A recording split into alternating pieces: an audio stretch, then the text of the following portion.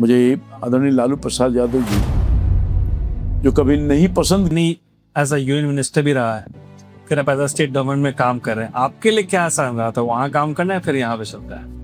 देखिए, काम तो कोई भी छोटा हो बड़ा हो, बड़े राज्य का हो छोटे राज्य का है, काम में अगर आप कमिटमेंट के साथ कर रहे हैं तो सब जगह ठीक है। केंद्र में भी ठीक था, मैं केंद्र का राज्य मंत्री था, ग्रामीण विकास बड़ा डिपार्टमेंट था, देश घूमने का मौका मिला और प्रदेश घूमने का मौका। प्रदेश तो पहले से ही घूमे हुए हैं हम, और वहाँ के नब्ज को जानते हैं, वहाँ के परेशानी को जानते हैं, वहाँ के लोग को जानते हैं, तो आसानी से काम हम यहाँ कर रहे हैं कोऑपरेटिव विभाग के माध्यम से।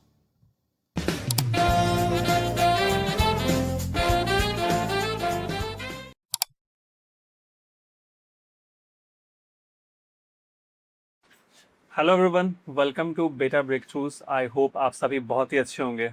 मेरा नाम है अक्षय और हम लोगों ने कोशिश की है कि बिहार के डिफरेंट पॉलिटिकल लीडर से मिलकर के बात करें। हमारा एम रहता है कि इनकी मैसेज हम लोग यंग ऑडियंस तक पहुंचाएं।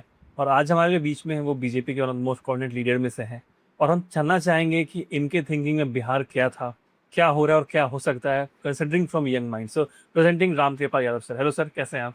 नमस्ते, बढ़िया हूँ, आप कैसे हैं? हम बहुत अच्छे हैं, थैंक यू सो मच अपना आप समय देने के लिए।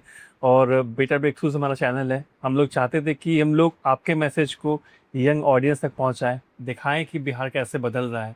सबसे पहले आपसे पूछेंगे आपके जर्नी के बारे में, आपके फैमिली के बारे में, अपने स्कूलिंग के बारे में।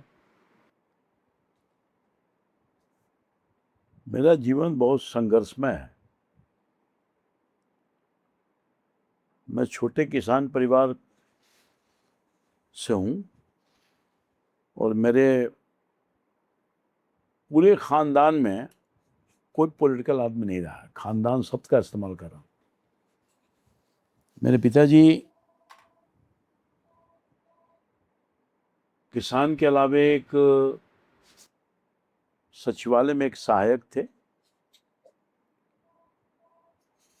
परिस्थिति जन्य लास्टली उन्होंने इस्तीफा कर दिया नौकरी से और फुल फ्लेज में परिवार का, चूंकि मेरे दादाजी का निधन हो गया अचानक, कम उम्र में ही मेरे दादाजी चले गए बीमारी के कारण, हार्ट फेल हो गया, तो पिताजी पर बड़ा परिवार का बोझ पड़ गया। कुल मिलाकर 30 से 40 परिवार का सदस्य था, छोटा बड़ा मिला करके परिवार का बड़ा दायित्व था। मगर अब आपको आश्चर्य ये होगा कि पढ़ा लिखा आदमी अपने बच्चों की जीविका उपार्जन के लिए, घर को चलाने के लिए, बिना बगैर पूंजी का अभाव में जिंदगी, तो चारा का मशीन होता है ना, उसके माध्यम से व्यापार शुरू किया। कुट्टी काटना, जानवरों को खिलाने के लिए लोग जाते हैं, बेचना।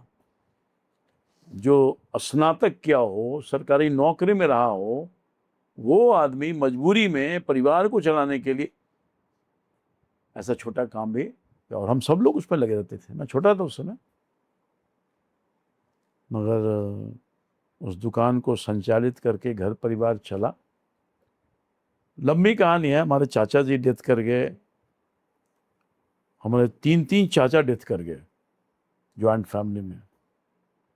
बाकी का बोझ मेरे ऊपर आया, मगर संयुक्त परिवार की वजह से मैं यहाँ तक पहुँच पाया। नहीं पढ़ाया जाता है संयुक्त परिवार का दोष गुण। दोष क्या है मैं नहीं जानता, गुण तो ये है कि मैं यहाँ तक पहुँच गया। ये है संयुक्त परिवार। उसे मैक्सिमम कोशिश करनी चाहिए आदमी को कि ठीक है आप तो बढ़ गए, मगर आपके नीचे का जो परिवार, अगर बड़ा परिवार है, उसका भी ख्याल रखना चाहिए। तो एक ही बाप से निकले हुए लोग। तो खैर कर गया, स्नातक हो गया, लॉ में कर लिया। एन कॉलेज का मैं विद्यार्थी था और वहीं से मेरे छात्र राजनीति के जीवन की शुरुआत हुई। मैं Anugrah Narayan college, N college जो प्रोमिनेंट कॉलेज है आज मगध यूनिवर्सिटी का, अब तो शायद विश्वविद्यालय का नाम भी बदल गया है, मगध विश्वविद्यालय 3 विश्वविद्यालय में विभक्त हो गया। तो सक्रिय मैं था, स्कूल लाइफ से ही थोड़ा सक्रिय था। एक अलग पहचान थी, तो उसका लाभ मिला, दोस्तों की संख्या बढ़ी, इसी तरह से जुड़ते जाता है लोग। एन कॉलेज को पटना विश्वविद्यालय में शामिल करो, ये एजिटेशन का स्वरूप था। उसमें टीचर्स लोग भी सपोर्ट कर रहे थे, क्योंकि अगर वो पटना विश्वविद्यालय में जाता, मगध विश्वविद्यालय एफिलेटेड कॉलेज फिर बाद में कॉन्स्टिट्यूएंट हो गया था, तो उसका स्टेटस बढ़ जाता है, कॉलेज का, टीचर्स का, प्रिंसिपल का, कर्मचारी का, तो सब लोगों का सपोर्ट था। और बड़ा एजिटेशन किया हमने, बड़ा लंबा लंबा, हजारों हजार बच्चों का जो सड़कों पर प्रदर्शन हुआ करता था, लाठीचार्ज हुआ, मार खाए, जेल गए, बहुत सारा कुछ हुआ। तो ये शुरुआती जीवन का शुरुआत था, पहचान बनी। कॉलेज में पास करके आया, उस समय फिर म्युनिसिपल कॉर्पोरेशन का चुनाव हो रहा था। हमारे जो शुभचिंतक भाई थे, अभिभावक थे, उन्होंने मुझको कहा चुनाव लड़िए आप। मैं चुनाव लड़ गया, वार्ड नंबर 10 था उस समय। अभी तो वार्ड नंबर 33-34 होता है। पप्पू जी हैं हमारे यहाँ काउंसलर। मैं काउंसलर बन गया। मैं फिर गया मेयर के डिप्टी मेयर का चुनाव, उसमें हमको उम्मीदवार बना दिया। हमारे जो निकटतम प्रतिद्वंदी थे, बड़े भाई की तरह थे, आदर करता हूँ, आज नहीं है उस, मगर उनके खिलाफ में चुनाव लड़ा, वो हार गया, मैं जीत गया। मगर बाद के दिनों में उन्होंने मुझको जो सपोर्ट किया, बैजनाथ गोप जी नहीं हैं आज, स्वर्गीय हो गए, अद्भुत सपोर्ट था, मैं उसको बोल नहीं सकता। जो हमसे चुनाव हारा हो और मेरे लिए मेरे बड़े भाई की तरह, अभिभावक की तरह खड़ा होकर के हमको सपोर्ट कर रहा हो, ये बड़ी बात है। जब मैं पार्लियामेंट के चुनाव लड़ रहा था, पूरी ताकत लगाया मेरे पक्ष में, तन मन और धन। धन का अभाव था मेरे पास, मुझे वोट भी चाहिए था और आर्थिक मदद भी चाहिए था, तो वोट भी दिलवाया, आर्थिक मदद भी दिया। उस आदमी को कैसे भूल सकता हूँ मैं? आज भूल नहीं सकता। मेरे दोस्त आज नहीं हैं, असामयिक मौत हो गई उनकी। उदय जी थे मेरे फर्स्ट फ्रेंड थे, मेरे मोहल्ले के थे, मेरे बगल थे, भाई से बढ़ के थे, हम लोग साथ ही रहते थे। फिर बन गए डिप्टी मेयर, फिर एक प्लेटफॉर्म मिल गया। मैं उस समय लोकदल में था, युवा लोकदल का प्रेसिडेंट हुआ। मौका मिला, 90 में असेंबली का चुनाव हुआ, असेंबली का टिकट मिला, जनता दल का मैं उम्मीदवार हुआ, मैं चुनाव हार गया। बहुत मार्जिनल वोट से मैं हारा था, कोई 1000-1200 कितना ही कुछ हुई। मैं हार मानते हार गया, मगर हार नहीं माना। जनता के बीच में लगातार मैं संपर्क में रहा, उनकी सेवा करता रहा और पार्टी रिकॉग्नाइज की। फिर मुझको 1991 या 92 एग्जैक्ट याद नहीं है मुझे, आदरणीय लालू प्रसाद यादव जी, जो कभी नहीं पसंद किया करते थे, फिर बाद में इतना पसंद करने लगे। आज मैं कहना चाहता हूँ रिकॉर्ड कि आज मैं यहाँ तक हूँ तो उनका बड़ा योगदान है। डिफरेंसेस मेरे उनके बहुत मतभेद हुआ, बहुत सारा मतभेद हुआ। मैंने पार्टी भी छोड़ दिया, उनको भी छोड़ दिया, क्योंकि वो राष्ट्रीय जनता दल, जिस राष्ट्रीय जनता दल को मैं जानता था, वो जनता दल अब वो नहीं रहा राष्ट्रीय जनता दल जो कभी नेतृत्व करते थे लालू प्रसाद यादव। तो समर्पण भाव से मेरे जैसे कई कार्यकर्ताओं को आगे बढ़ाया और परिवार मोह में आगे, उन्हीं से उनका ग्राफ कमने लगा। जो मास लीडर था, कार्यकर्ताओं के लिए समर्पित भाव से काम करने वाला था, न जाने कितने लोगों को एमपी बनाया, एमएलए बनाया, मंत्री बनाया, वो आदमी परिवार से घिर गया सोच खराब हो गई। और अब राष्ट्रीय जनता दल का जो हाल देख रहे हैं, तो आपको लगता है परिवार कि की पार्टी रह गई। आपको लगता है कि ये जब आप ज्वाइन किए थे विजन उनका डिफरेंट था हाँ, और वो समय के साथ बिल्कुल डिग्रेड हो गया, सब बोल रहे हैं फैमिली में चला गया बिल्कुल। वो तो दिख रहा होगा, लोगों को दिख रहा होगा, मैं जो बोल रहा हूं सो दिख रहा है। और लालू प्रसाद तो मास लीडर रहे हैं, इसमें कहीं दो मत नहीं रहा। बहुत लोग प्रो पुअर रहे हैं, इसमें कहीं दो मत रहा है। तभी तो उनका ग्राफ बढ़ा, देश में उनका वो नाम हुआ। गरीबों के बीच में जब जाते थे, कंबल बांटते थे रात में, जो फुटपाथ पर सोया हुआ लोग हुआ करता था, जमीन पर झोपड़ी में सोया, उसके बीच में जाते थे, उसकी मदद करते थे, उनको अवेयरनेस किया, पढ़ाई लिखाई करो गरीब आदमी, साफ सुथरा रहो, पढ़ाई लिखाई करो। ये सब काम तो नहीं लालू जी ने किया ही था, इसमें कहीं दो बात नहीं। सामाजिक परिवर्तन किया उन्होंने बहुत बड़े पैमाने पर। राजनीतिक परिवर्तन हुआ तो उन्होंने सामाजिक परिवर्तन भी किया, सबसे सत्ता के माध्यम से। मगर सब खत्म हो गया। आपको लगता है ये चीज़ कहीं बदलेगा भी आने वाले समय में? क्या? जो आप जिस फेज में ज्वाइन किए थे, क्या आरजेडी उस फेज में दोबारा नहीं, आएगा? आरजेडी तो अब खत्म हो चुकी है, अब उसका कोई भविष्य नहीं है, मुझे नहीं लगता। अब बताइए, जो आदमी 78 सीट जीता हो प्रतिपक्ष में रह करके, जब चुनाव सामने आ रहा है 25 हो गया। क्योंकि भारतीय जनता पार्टी और मोदी जी और उनका काम 12 साल शासन के हो गए, जो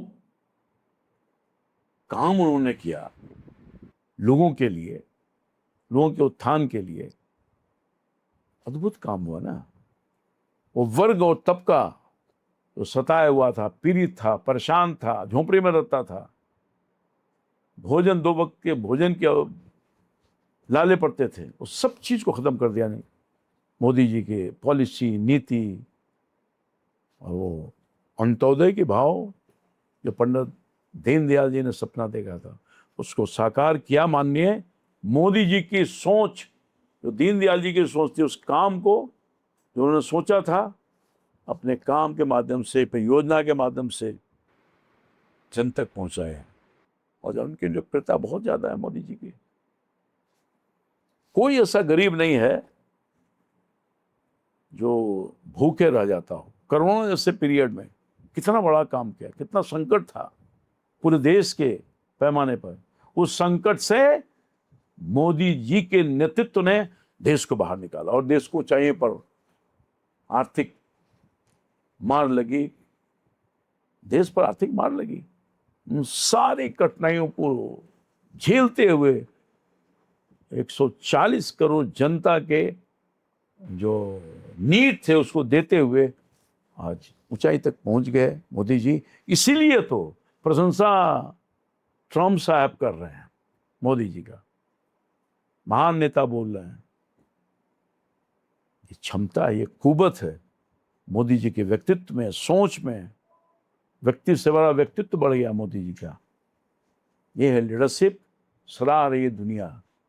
देश तो सराह ही रहा है, दुनिया सराह रही है मोदी जी के नेतृत्व को, मोदी जी की सरकार को। मोदी जी की कार्यकाल यादगार रही इस 12 साल में।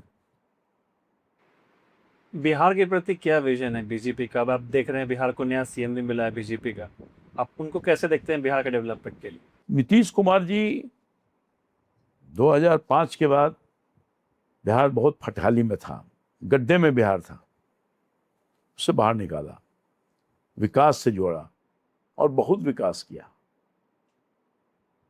2005 के पहले का बिहार, 2005 के बाद का बिहार, नीतीश कुमार के जो नेतृत्व क्षमता थी, सोच था, विजन था, कमिटमेंट था, प्रयास था,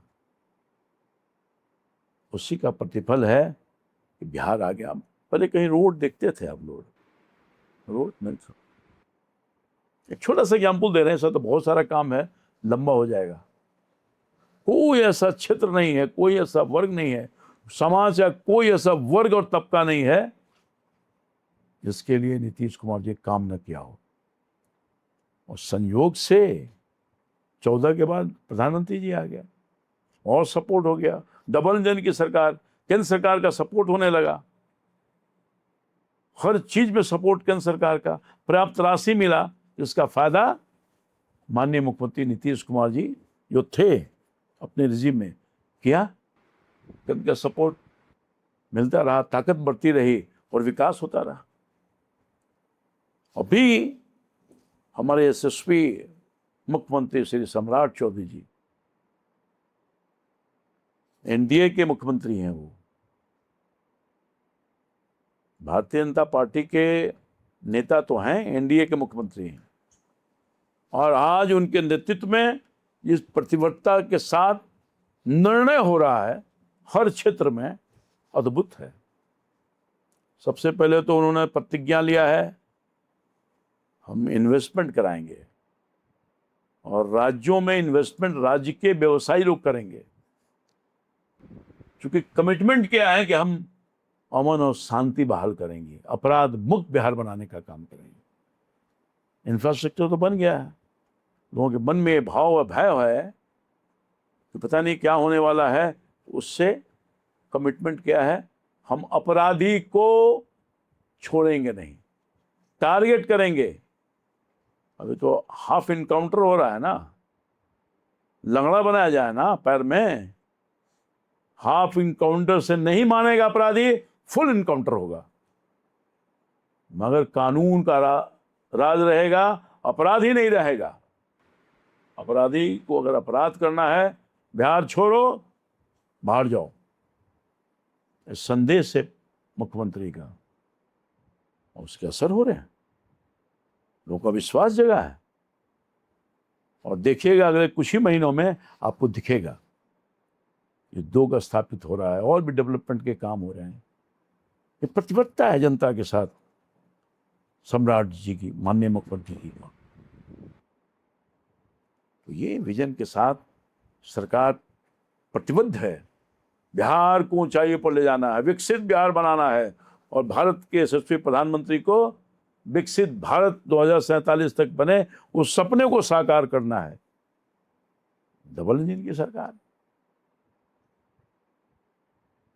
विकसित भारत का आपने बात किया, और ये चीज़ हम बहुत लोगों से पूछे भी थे, और लोगों ने कहना है कि अगर विकसित भारत का विकास होना है तो शुरुआत बिहार से ही होगा।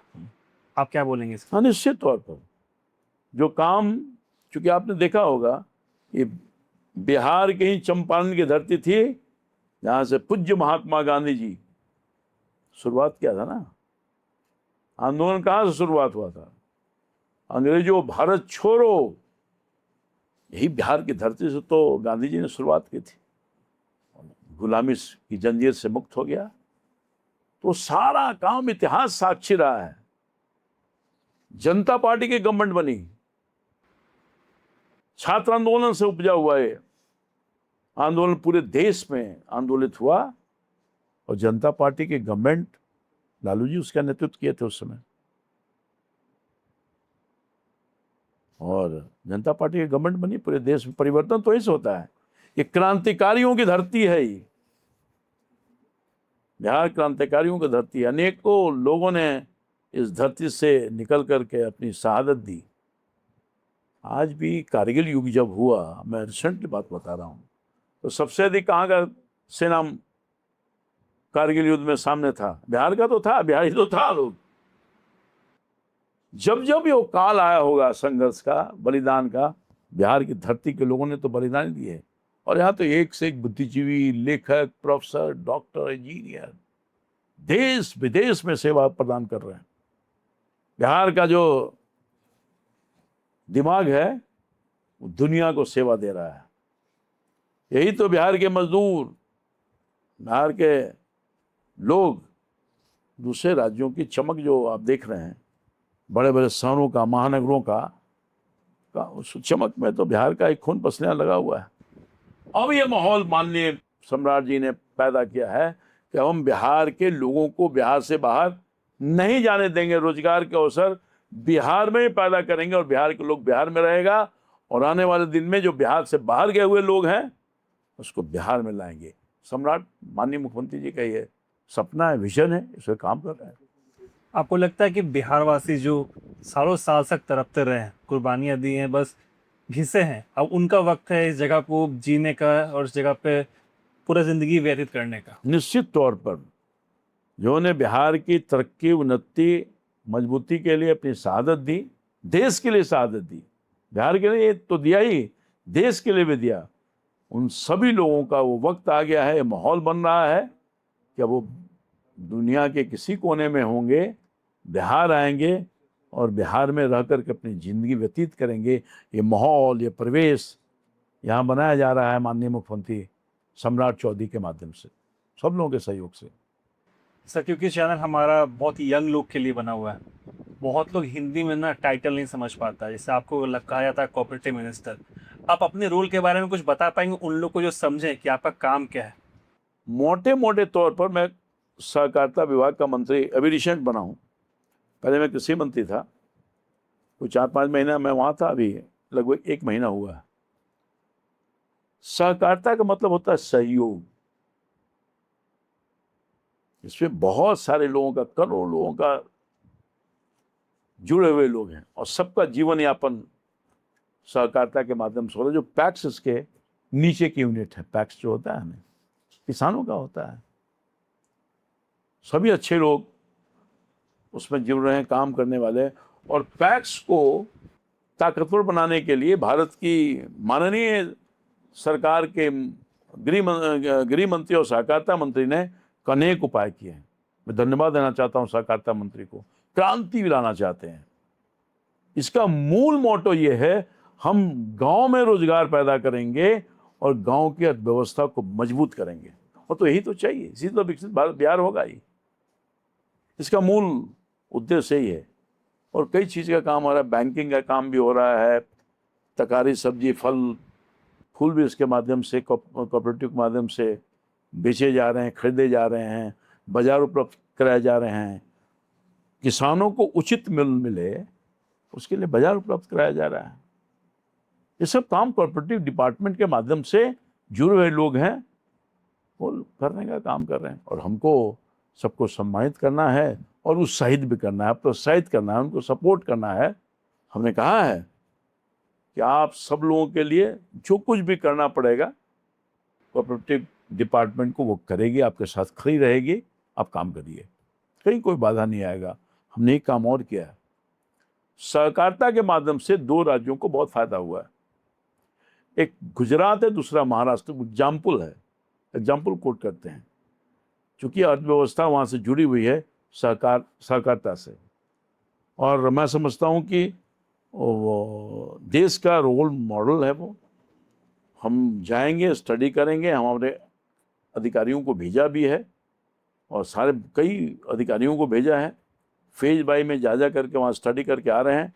मैं और मेरे सेक्रेटरी और मेरे अन्य दूसरे पदाधिकारी, हम लोग भी जाएंगे और गुजरात और महाराष्ट्र का जो सहकारिता में काम है उसको स्टडी करेंगे, अपने यहाँ लागू करेंगे। क्यों नहीं, बिहार आगे आएगा भाई सहकारिता के मामले में। चर्चा जब लोग कर रहे हैं महाराष्ट्र और गुजरात का, तो बिहार के भी चर्चा करेंगे। ऐसा माहौल परिवेश बनाएंगे हम लोग। सर, एक सवाल रहेगा मेरा स्टूडेंट लोग के बिहाफ से, जैसे क्योंकि हम खुद भी इंजीनियर हैं, तो हमने बीटेक किया दिल्ली में जाके पढ़ के, और बहुत से लोग ऐसे हैं घर पे से, हमारे घर पे लोन पे पढ़ाई हुआ, और इतना पैसा हर घर पे नहीं होता है। हमारे पास इतिहास रहा है, बहुत सारे कॉलेज यूनिवर्सिटी बिहार में है। क्या गवर्नमेंट कुछ काम करेगा कि जो यहाँ के स्टूडेंट हैं वो बाहर नहीं जाए, यहीं ट्रस्ट करें, यहीं पे डिग्री लें, यहीं पे जॉब लें? राइट, बढ़िया प्रश्न है आपका। देखिए, यहाँ इंफ्रास्ट्रक्चर एजुकेशन में थोड़ा कमज़ोर रहा है। लिमिटेड कुछ कॉलेज रहे हैं, इंजीनियरिंग कॉलेज या मेडिकल कॉलेज है, आप जानते हैं, मगर अब मेडिकल कॉलेज की संख्या बढ़ गई है, इंजीनियरिंग कॉलेज की संख्या बढ़ गई है।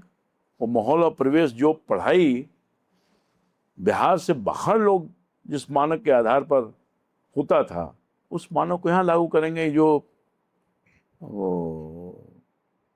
राजस्थान में है कोटा, कोटा में कौन टीचर ज़्यादा लोग थे, बिहार के तो थे।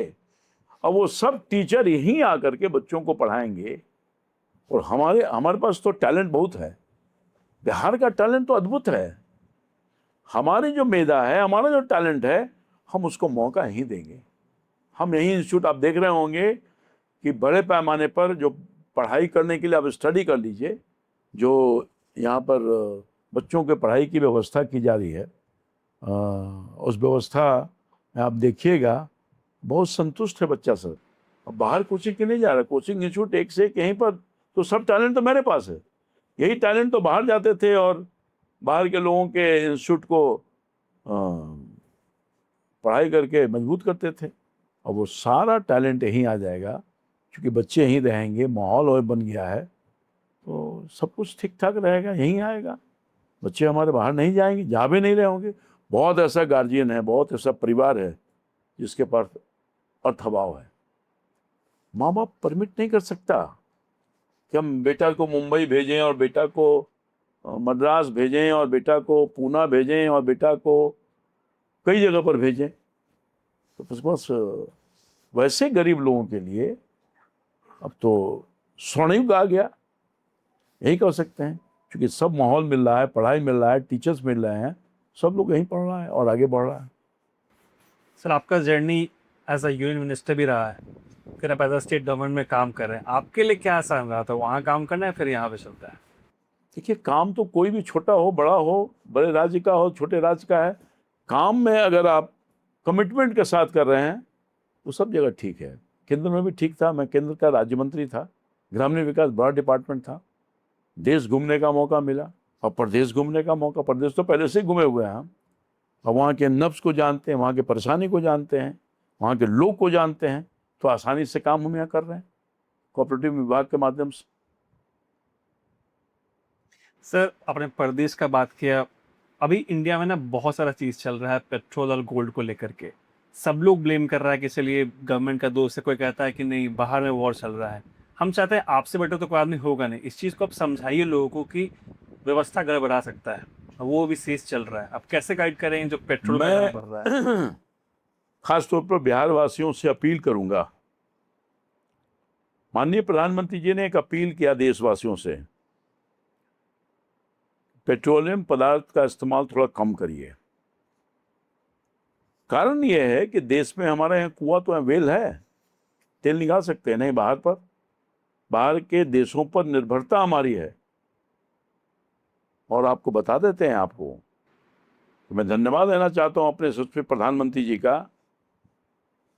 देश, दुनिया के कई ऐसे देश हैं जहां 40% राशि बढ़ा करके लोग तेल ले रहे हैं, पेट्रोलियम पदार्थ ले रहे हैं, और हमारे यहाँ मात्र 9%।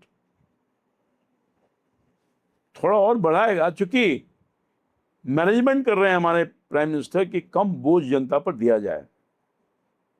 और मैं कहना चाहूँगा कि अगर थोड़ी थोड़ी हम लोग कटौती करेंगे तो देश को बहुत मदद मिलेगा, राष्ट्र को बहुत मदद मिलेगा। इसलिए मैं तो निवेदन करूँगा इसके माध्यम से, आपके माध्यम से, आवाम से, लोगों से अपील करूँगा, प्रधानमंत्री जी के जो अपील है, कम तेल खपत करिए, बचाइए, बताइए, राष्ट्र को संकट में ना आने दीजिए। हम सब लोग भारतीय हैं और राष्ट्र की भावना भारतीय में कितना जबरदस्त होती है सब लोग जानता है। जब भी कोई इस तरह का देश पर संकट आया है, पूरा भारतीय इकट्ठे हो गया है। जब युद्ध हुआ था चाइना के साथ या अन्य दूसरे देशों के साथ, तो मांग किया गया था, दान दिया था, लोगों ने अपना मंगलसूत्र भी दान दिया था, हमारी महिलाओं ने। चूड़ियां, मैंने अपने आंख से देखा है, चूड़ियां निकाल के सोने की चूड़ियां दान करी, मंगलसूत्र सब लोग दान कर रहा है। तो राष्ट्र भावना रखना है, तेल को कम खपत करना है, और देश को संकट में नहीं, चूंकि हम उत्पादन नहीं कर सकते, हमको बाहर से ही लाना पड़ेगा। दुनिया संकट में है तो दुनिया से बाहर तो भारत है नहीं। ये तो प्रधानमंत्री जी का कुशल नेतृत्व मिला है, कुशल सोच है, जिसके वजह से बहुत सारे चीज़ों को हमारे सामने आने नहीं देते, खुद से झेल लेते हैं। इसलिए तो प्राइम मिनिस्टर ने कहा, प्रशंसा किया, राष्ट्रपति अमेरिका के प्रशंसा की हमारे प्रधानमंत्री जी को। ये कम बड़ी बात थोड़ी है। और मेरे हिसाब से बहुत सही मौका भी है पॉल्यूशन को रोकने के लिए। हमारे पास पर्याप्त इलेक्ट्रिक व्हीकल्स हैं, आप उस पर शिफ्ट हो ताकि पेट्रोल का दाम भी बचेगा। और जो हमारा देश भी है जो पॉल्यूशन को लेकर बहुत शिकायत झेल रहा है, इससे उससे भी इजाफा बहुत बढ़ेगा। बहुत। अभी जब इलेक्ट्रिक गाड़ी का प्रयोग हम लोग करना प्रारंभ कर दिया है, अभी तो हमको लगता है कि चार्जिंग स्टेशन भी राज्य की सरकार ने निर्णय लिया है कि चार्जिंग स्टेशन जो पेट्रोल पंप है वहाँ लगवाना शुरू कर दिया है। तो हमारे मुख्यमंत्री तो इलेक्ट्रिक गाड़ी से ही चल रहे हैं और कई लोग इलेक्ट्रिक गाड़ी से चल रहे हैं। हम खुद मिनिस्टर हूँ, हमको 2 गाड़ी स्वयं के लिए, एक स्कॉट 3 गाड़ी से मैं चलता था, अब मैं 1 गाड़ी को हटा दिया हूँ, 2 गाड़ी से चल रहा हूँ। एक स्कॉट पार्टी चलती है, वो इस शहर में स्कॉट कम ले जाते हैं, हम गांव के इलाके में जाते हैं तो स्कॉट ले जाते हैं। तो सब लोग के मन में ये भाव आ गया है, सब लोग प्रयास कर रहे हैं। हमने अपने विभाग के अधिकारियों से भी आग्रह किया है कि कम तेल को खपत करिए, खर्च कम करिए। हमारे सेक्रेटरी ने भी, हमारे अधिकारियों ने भी, हमारे कर्मचारियों ने भी हमारे आग्रह को माना है। जो प्राइम मिनिस्टर साहब का अपील है उसको माना है और सब लोग कम तेल खर्च कर रहे हैं। तो बूंद बूंद से ही तालाब भरता है। तो कम कम करते करते बहुत कम होगा, राष्ट्र पर संकट नहीं आए इसके लिए प्रयास करना चाहिए, सबका एफर्ट होना चाहिए। सर एक और चीज़ है, सोना। सोना एक बिहार वासियों के लिए बहुत इमोशनल अटैचमेंट होता है। अब घर में शादियां तो होंगी और लोग को सोना देना पड़ता है ऐसी बेटी के लिए, आप उनको कैसे विनती करें कि यार वो भी कम करें? नहीं, देखो वो भी तो इंसान है ना। आज संकट में अगर देश है, हमें अवेयरनेस है, हमें सूझबूझ भी है, सोना कम, जब संकट से बाहर आ जाएंगे तो सोना बढ़ा लेंगे, क्या दिक्कत है। हालांकि महिलाओं के लिए एसेट है, वो बड़ा इमोशनल अटैचमेंट है महिलाओं के साथ, जो सोना वोना है, उनका जेवर, उनका सब कुछ। हर महिलाओं के मन में भाव आता है कि हम उसको उस सेफ्टी के दृष्टिकोण से, वो तो घर का एसेट है भाई, तो पूंजी बना के रखते। कोई मुसीबत आता है तो हमारी माँ बहन जो है उसी को तो सामने रख देती है। कोई मुसीबत, किसी तरह का मुसीबत किसी घर में आ सकता है, वो तो एक बड़ा धन है जिसको संग्रहित करती है हमारी माँ और बहन और बेटियां। ये बड़ी बात है। सर मेरे पापा आपके बहुत बड़े फॉलोअर रहे और वो हमको बोले थे कि जब हम लोग जवान थे तो बहुत पॉपुलर थे, कॉलेज में घूम घूम के सबसे मिल के बात करते थे, और आज से नहीं है, बहुत पहले से है। मतलब आप कभी सोचे थे कि आप आने वाले समय में आप यहाँ बैठे होंगे, इतने बड़े पद पे होंगे और किसी समय से देखेंगे? आदमी को लक्ष्य रखना चाहिए, महत्वाकांक्षा भी रखना चाहिए, मगर अति नहीं। मैं जब स्ट्रगल पीरियड में था तो ये समझता था कि मैं सेक्रेटेरिएट में जब ये जो सचिवालय को देखता था तो लगता था कि इसके असेंबली में मैं कब जाऊंगा। सच में बोल रहा हूँ। तो असेंबली जाते जाते मैं पार्लियामेंट में चला गया। असेंबली और काउंसिल में, पहले तो पहले काउंसिल में गया, सपना पूरा हुआ, फिर पार्लियामेंट चला गया। पार्लियामेंट में लंबे काल तक 5 टर्म लोकसभा, 1 टर्म राज्यसभा, कम लोगों को सौभाग्य मिलता है। जनता का प्यार, आशीर्वाद, पार्टी की कृपा, नेतृत्व का कृपा, इससे इस स्थान पर हम पहुँचे हैं। और निश्चित तौर पर जनता का जो सपोर्ट मिला है हमको, हमारे कार्यकर्ताओं का जो सपोर्ट मिला है, आप जैसे जो लोगों का सपोर्ट मिला है, मीडिया वाले भाई भी बहुत प्यार किया, बहुत सम्मान दिया, बहुत आगे बढ़ाया। मैं आपको सच बता रहा हूँ। कैस्टेगर जब छात्र जीवन में थे तो एजुटेशन करते थे तो न्यूज छप जाए 4 लाइन का, इसके लिए प्रयास करते थे। तो उस समय आजाद इंडिया नेशन हुआ करता था और प्रदीप सचराइट हुआ करता था, तो हिंदुस्तान बाद में आया। तो हमारे व्यवहार से, हमारे काम से पत्रकार भी प्रभावित थे। मैं जाता था, उनको न्यूज़ देता था और जितना बन सकता था मैं छप जाता था।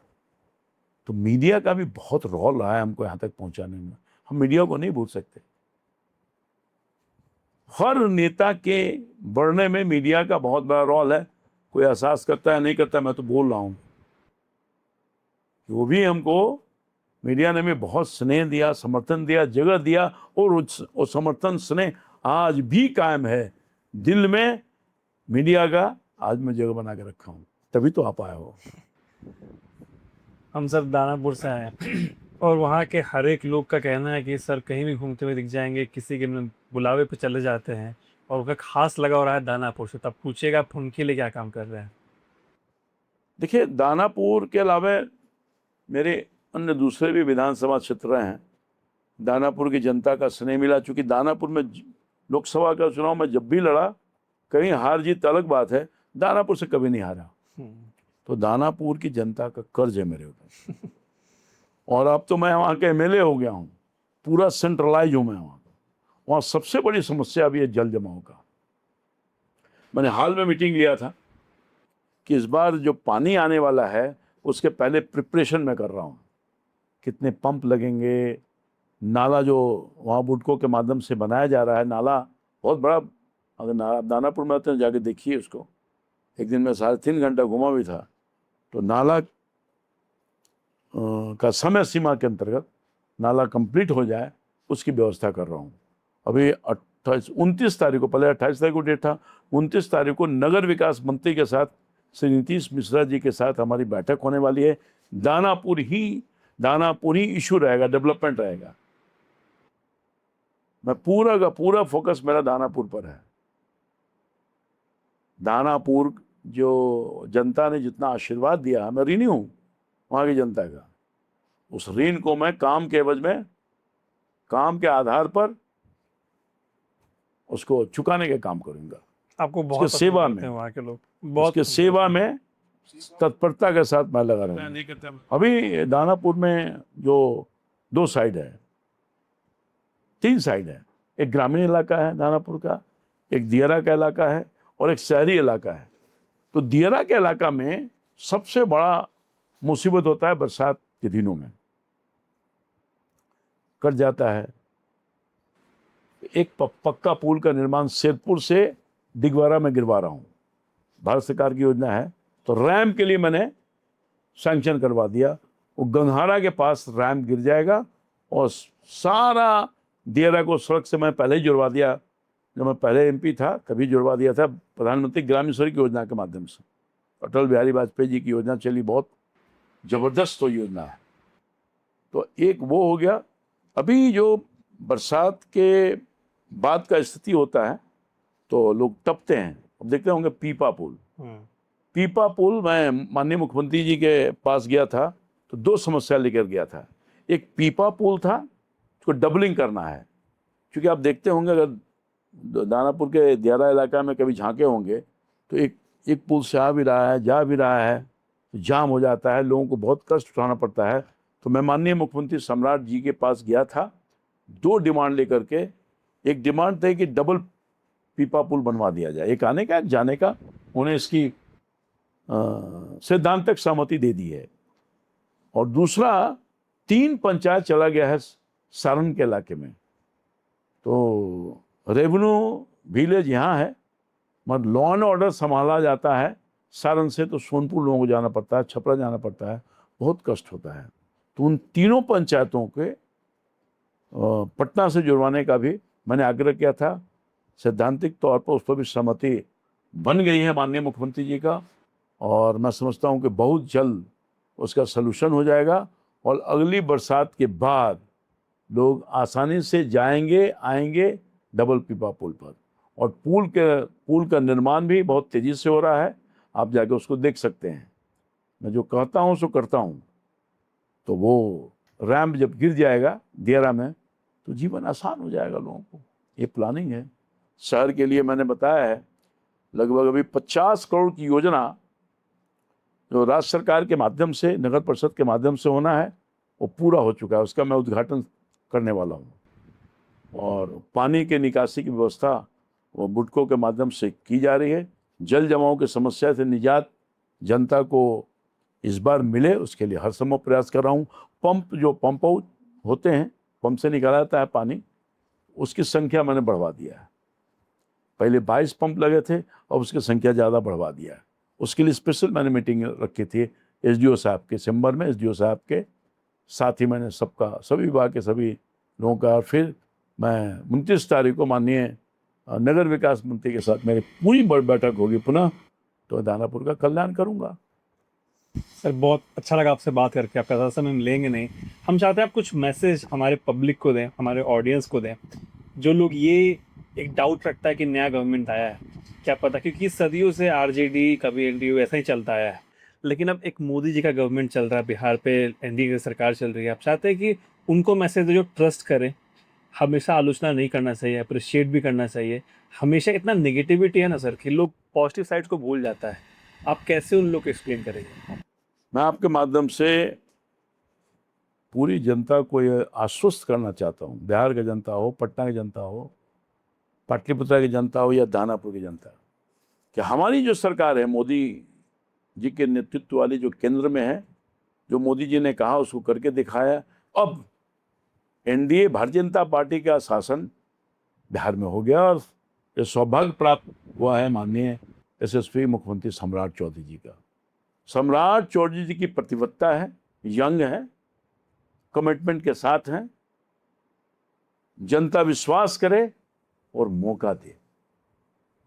अगले पूरे 5 साल में आपको पूरा बिहार परिवर्तित दिखेगा, सब कुछ में बदलाव आएगा।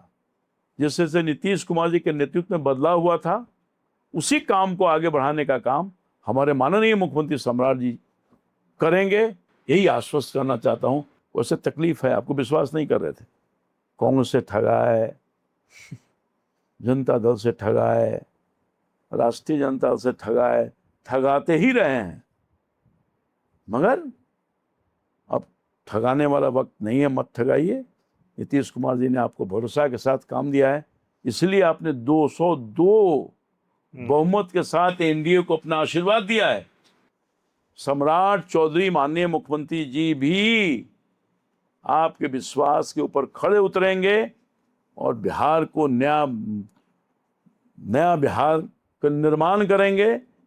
सबको ले जाने के मादा है और सबको एक साथ ले जाने के काम करेंगे। कोई भेदभाव नहीं करेंगे, कोई जाति, पार्टी, धर्म, सब। जैसे मोदी जी पर आपने आस्था रखा है, सम्राट जी पर रखिए, विश्वास रखिए, बिल्कुल विश्वास रखिए। आपके सोच के अनुकूल बिहार में काम होगा माननीय मुख्यमंत्री जी के नेतृत्व में। Thank you so much sir अपना समय देने के लिए।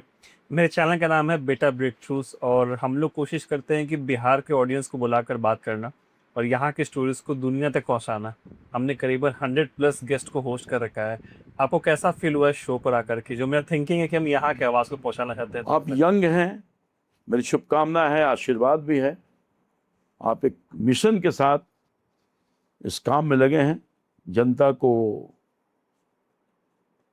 आश्वस्त करा रहे हैं, हम लोगों के व्यूज़ को जनता के बीच में ले जाने का काम कर रहे हैं। मीडिया का यही काम है, तो आपको और आशीर्वाद है। खूब काम करिए, डेडिकेशन के साथ कीजिए। ये जब इशू ख़त्म हो जाए, एक नए इशू के साथ फिर आइए और आप पत्रकारिता में एक नया स्थान प्राप्त करिए। आपको जो चैनल है वो चैनल और चमकता रहे। Thank you so much sir आपके समय के लिए, और बहुत अच्छा लगा आपसे बात करके। बहुत एनर्जेटिक इंटरव्यू था। हम लोग की कोशिश ये रही कि आपके रियल साइड को दिखाया जाए।